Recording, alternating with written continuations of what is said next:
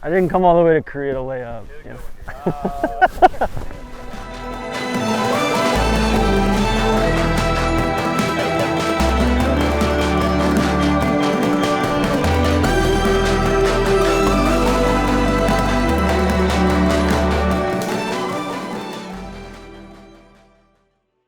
Myself, TC, and Cody, we found ourselves at the BMW Ladies Championship this past fall in October, and we had to squeeze in a round of golf. I was fortunate enough to visit this place called Whistling Rock 5 years ago.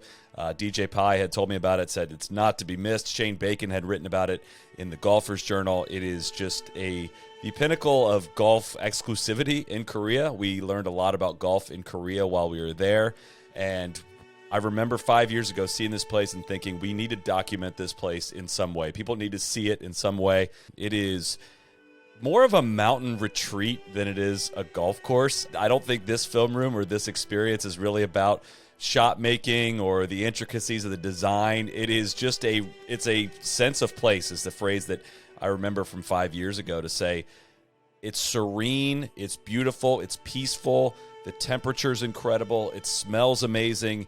It is just a true retreat up into the mountains, into a place that looks and feels unlike anywhere else I've been in the world. It is wildly exclusive, wildly expensive. It is just a place that is unlike any other on the planet, and it just had to be caught on film.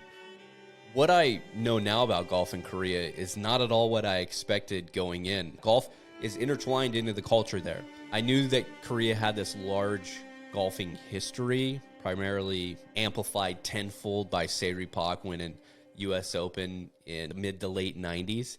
I was blown away by the development of not only their golf courses and where they're located at in the country, but their screen golf scenes, and basically using every inch of soil imaginable to get golf into their lives. The golf experience in Korea seems to be about a lot more than golf. It's an escape from day-to-day life. There's 50 million people in Korea. More than half of those people live within an hour or so of Seoul. So you're very tightly packed into the urban landscape, and this is a great way to get out of that. And it's a whole day retreat. So you go out, you have lunch, you go do the onsen Korean Japanese style sauna afterwards. You have dinner. It's an all-day affair. So it's not just about the golf. The golf is kind of a way to get out of the city, hang out with people, entertain clients. It's more so a vehicle than it is the actual pursuit itself. I'd love to sit here and profile this, up-and-coming young Muni in Korea that everyone can play at. It's not the case. That's just not what their golf culture seems to be like. I don't know it in and out, but from what I've experienced, it looks a lot like this. You can insert your C-suite joke here. Take us through the hills of rural Korea. Well, we literally went through the hills, tunnels on tunnels on tunnels on tunnels. Our very adept international driver, Mr. Cody, took us through all those tunnels. Driving in Korea was shockingly easy because I think they're a very law-abiding society. I guess riding in Korea for TC's sake. Correct. I'm projecting here. Cody, TC's doing this 13, 14 times a week. Every day, 7 days a week. But, out in the mountains, fall foliage going on. They might fake the foliage up here.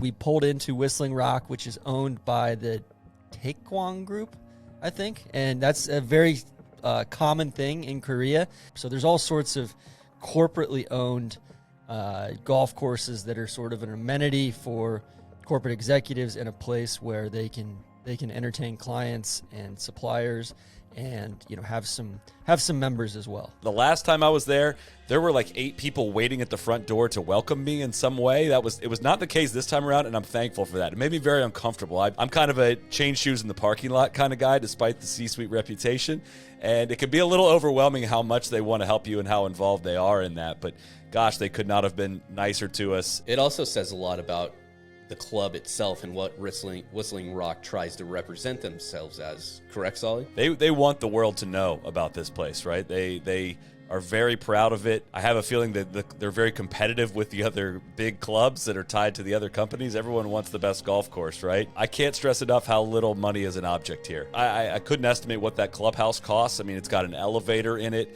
It is, I believe it was Turkish architects that pieced this thing together and all the things that it represents. I'm a little too dense to understand all of the symbolism that goes into how they bring the light in and how the trees grow through the locker room, and it's just incredible.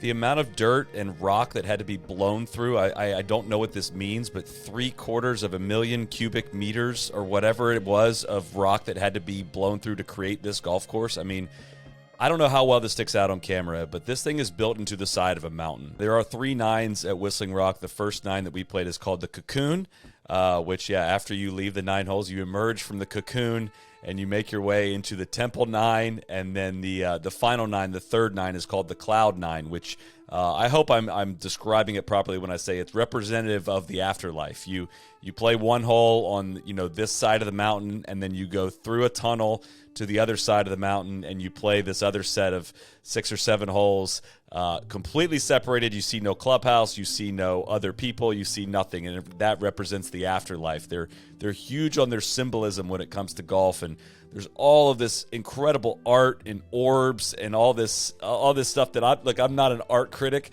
I can't tell you, I can't speak to the quality or what it's supposed to be representing, but it's tied into whatever this golf experience is, and it sticks out in your mind. What, Soly, is it a good afterlife or a bad afterlife, or is it tough to where it's representative of how you're playing? So if you're playing well, you're in heaven, and if you're playing poorly, you're in hell.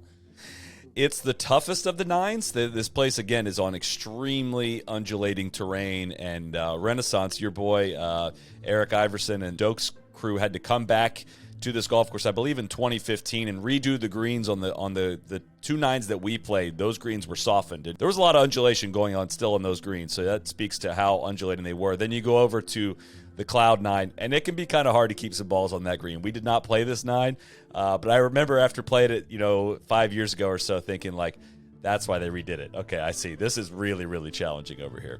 As far as the caddy experience goes, I'm still trying to kind of reflect on that.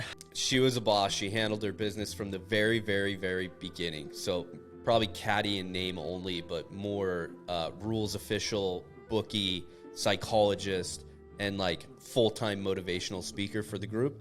What I was yoga instructor. Well, that's what I was going to say. From the very onset, she had us out there line up, grab these stretching sticks, and had us. She's leading us in calisthenics to get the round going. I was completely blown away. 감사합니다.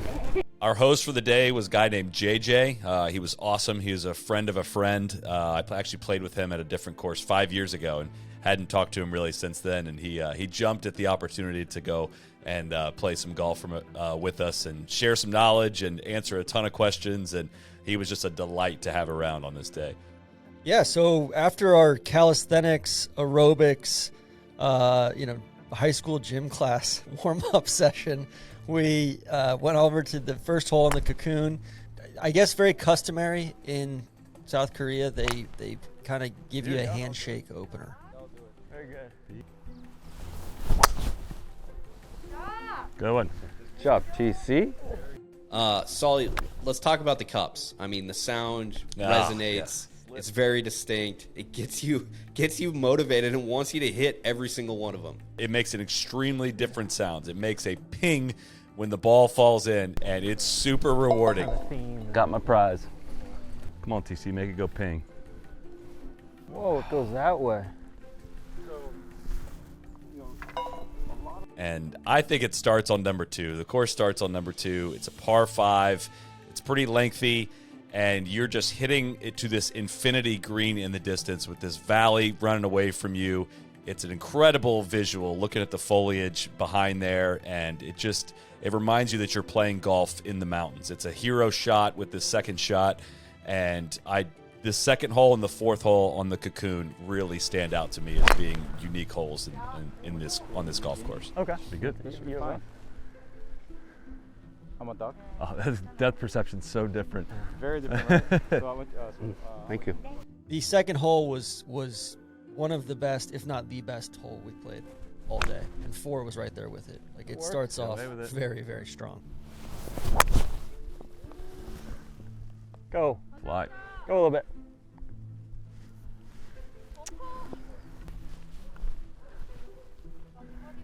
Boom. Oh, that's ready. Thank you. Thank you. That was a good one. Thank you.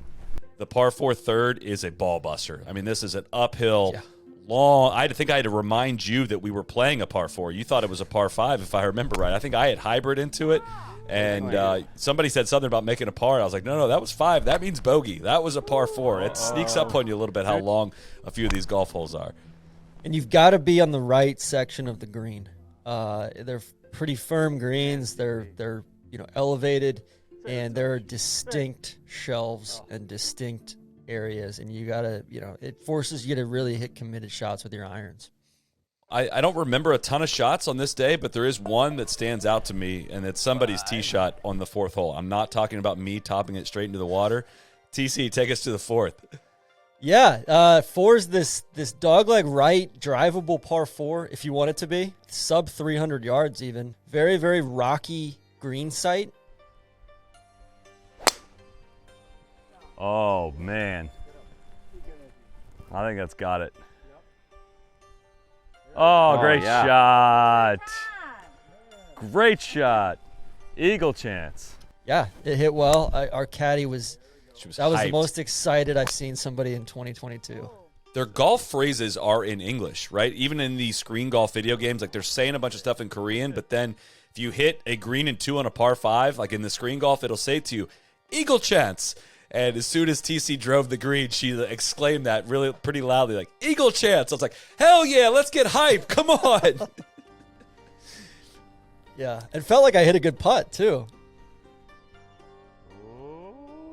Good touch. It was a, good eagle putt. Just, Good birdie.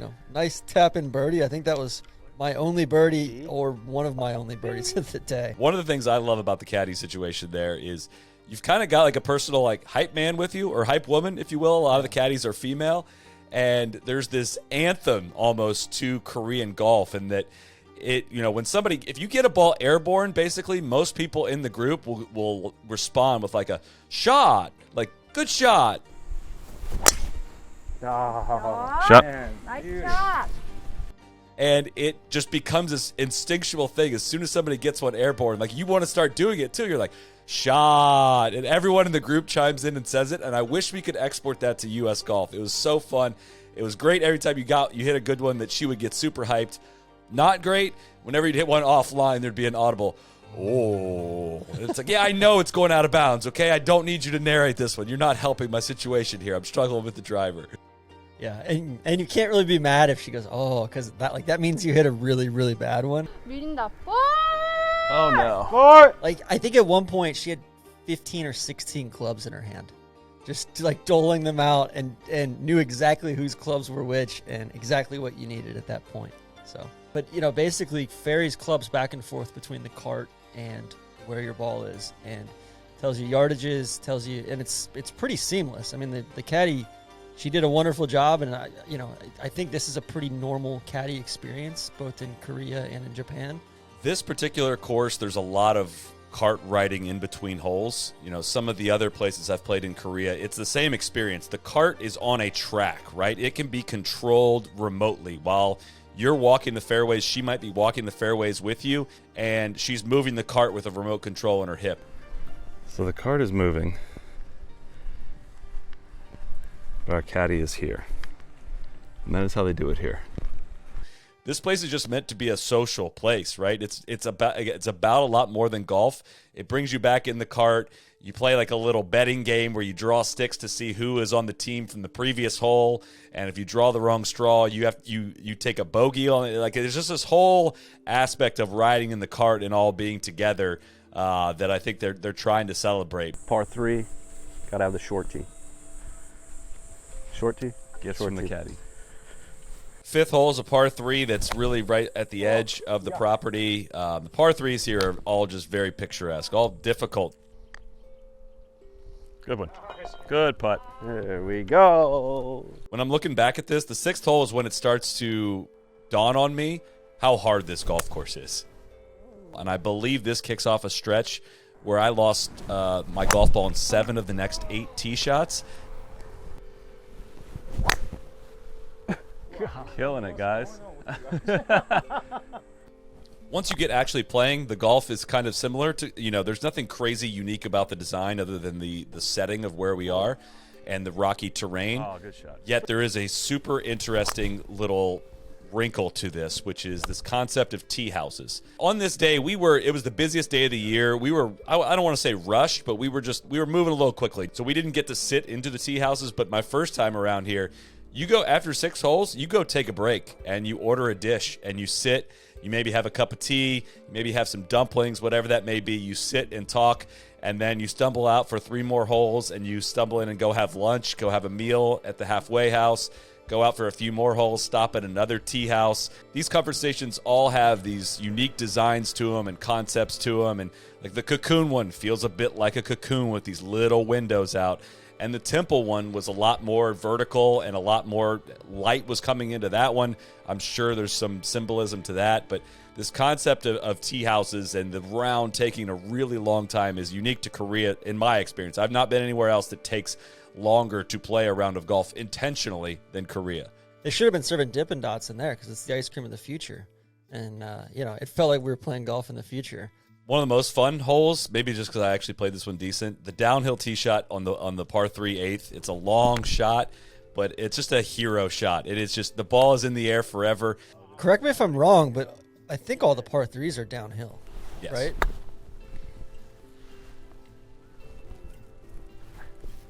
These tend to be more about the scenics and more about the thrill of hitting that shot and the crescendo within the round than any sort of strategy there, especially the par 3s. Oh, come on. Thank you.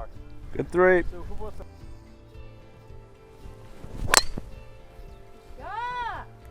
Beaut. I thought Cocoon was kind of characterized by 3, 4, 5 like strong, like really, really strong holes, and then some mediocre holes kind of mixed in there, especially in the middle stretch. There's definitely some par 4s all over this property that I think are forgettable, I think is a word. There's nothing that really stands out about a lot of them. The 5s and 3s are what I tend to remember the most, I think. Yeah, dynamic. Oh!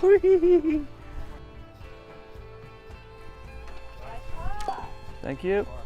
That's bogey. I feel like we were fat and happy after the lunch we had in the clubhouse. We had some sort of rice wine, like it was like a creamy kind of sake, and some delicious food. And then come back out. You're like, oh my gosh, we gotta go play more golf. And you feel like you're going up more on the side of the mountain. All right, this is the rise up to number 2 on Temple.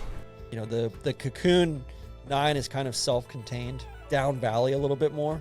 Whereas, Temple 9, you feel like you're more up in this little nook on the side of the mountain itself. A true climbing up to the temple. Speaking of dynamic par 5s, the second hole on Temple, which was our 11th for the day, is the hole I think of when I think of Whistling Rock. I'm guessing they used a lot of the dynamite on this hole to build this shelf, to build this tiny little fairway out there, probably too small of a fairway for that setting. And then you just meander your way up to this skinny green, way uphill, probably more uphill than it looks. All hero shots all the way. If you get out of position, you're just totally fighting it on this hole. Can't describe how long this hole feels when you're out of position. I'll never forget it when she says, stay left. I say, okay, how far? As far left as you can possibly go. And I remember seeing somebody rope one out there with what I thought was going to be an okay draw. She goes, too far left. That was me. I don't like the sound of that.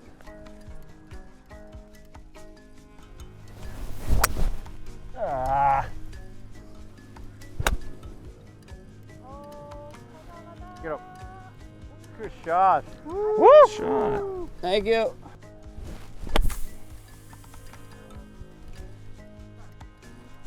Woo! Go in. Go in. Oh. Very good, Chris. Thank you. Nice par. Yeah, really good par. I mean, that's bogey if we take. Well, It's OB. okay, buggy. OB. Bogey for me. I mean, you climb on number 2, and you get up there, and I will just guarantee you there's no possible way to capture how far downhill this tee shot is. Like, what are we doing here? And why are we hitting these clubs? It's probably not the. We could have hit 7-iron off. I was gonna say I wish I could go back and hit 7-iron off this tee.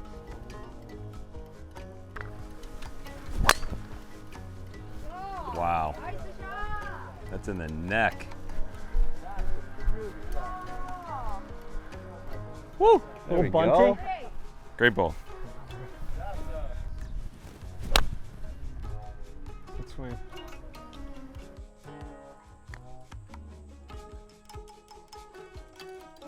Oh, it just straightened.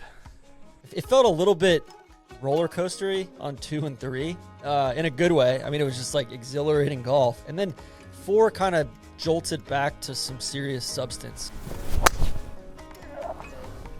Damn it. I had a great drive here. I thought I was posing all over. I thought a well-struck iron.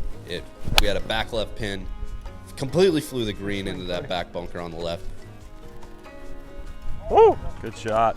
Just jump on you? Deep? Yeah. The worst fried egg I've ever experienced in my life, and just made a complete mess out of it. Oh, that's good. I don't know how you did that.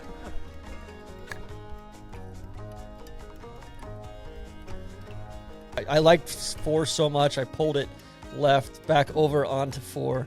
I felt like we were going to need like a couple emissaries or ambassadors to go over there and kind of work out, when I could play my next shot. And then I rolled one across the bridge down towards the green.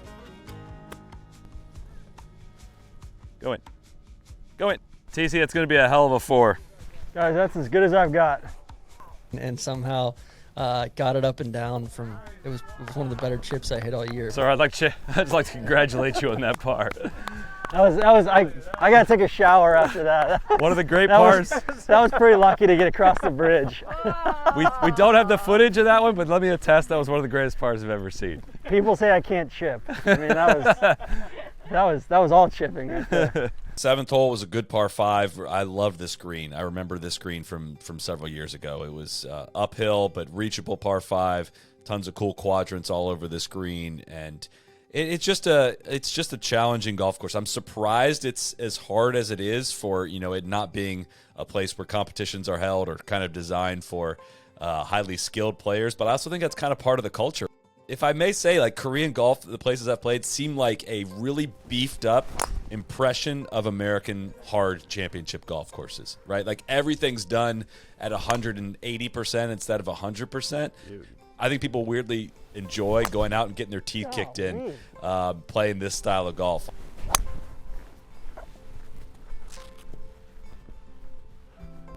I signed for the highest round I've shot ever on camera in no laying up history. I shot an 87 on this day. And I'm not even that embarrassed by it, really. It was just, actually, I'm pretty embarrassed. This was a lot of lost balls. We had so much food. We had such a good time, man. What are you talking about? I know.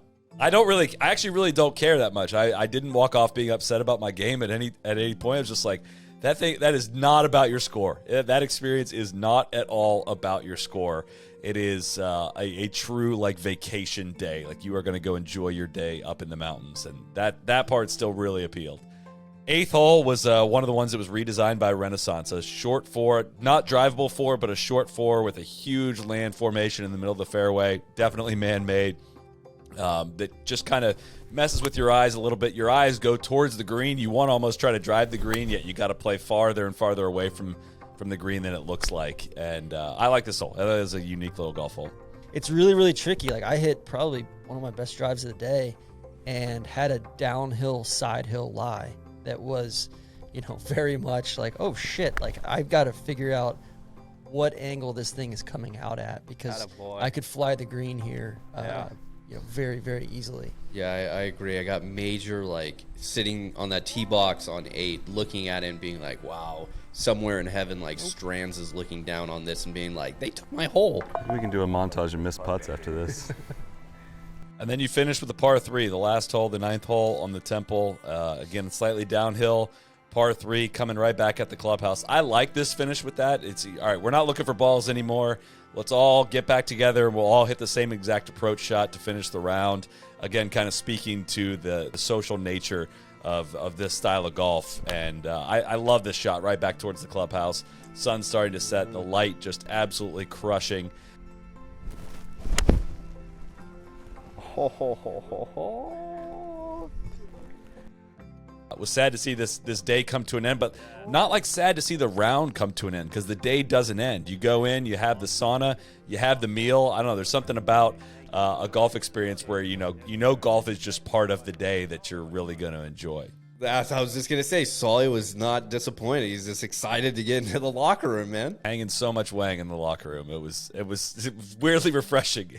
It's very freeing and nice to walk around naked and go in a bunch of hot tubs. Shockingly, cameras were not allowed in this part of the experience, so you're gonna have to take our word for it. Yeah. I've just never seen so much space devoted to personal hygiene. Wild. The other thing that I thought was interesting is that we always talk about it being a sauna. There's no sauna. That's what they call it, a It's a sauna. hot I don't know why. That's their word for it, though. Is you go have a sauna, which is you go talk about your round and you sit in some very warm water naked and you talk about it. And I had to go fly the drone. I missed out on everyone hanging wang and talking in the hot tubs afterwards. I had to go hang wang by myself. There's this massive, massive clubhouse, and you're looking at it, and after you've been in the locker room and the sauna area, you realize that like half of the clubhouse is dedicated to the locker room. Like it is a massive complex in there. But there's this weird, it's almost like a bullpen in the middle of the of the hot tubs and the showers and the saunas and all that. And dude, Koreans take their hygiene very, very, very, very, very seriously. So we got dried up. We were thoroughly sanitized, and then we went to dinner. It was kind of like a hot pot kind of thing, and then we had all sorts of different accoutrements and appetizers prior to that as well. Just, I'm still in withdrawal from the food in Korea. Guys, that was a day. I'm ready to go to bed. The best way to describe it is this place is unique to the golf world. The hospitality element and the art element, the tea houses and the food and everything, it just is unlike anything I'd really ever seen before or since. And it was a thrill to get to go back there with you guys and experience it and see the looks on your guys' faces as well. And film it. I'm so glad we finally have this documented and on our YouTube channel forever.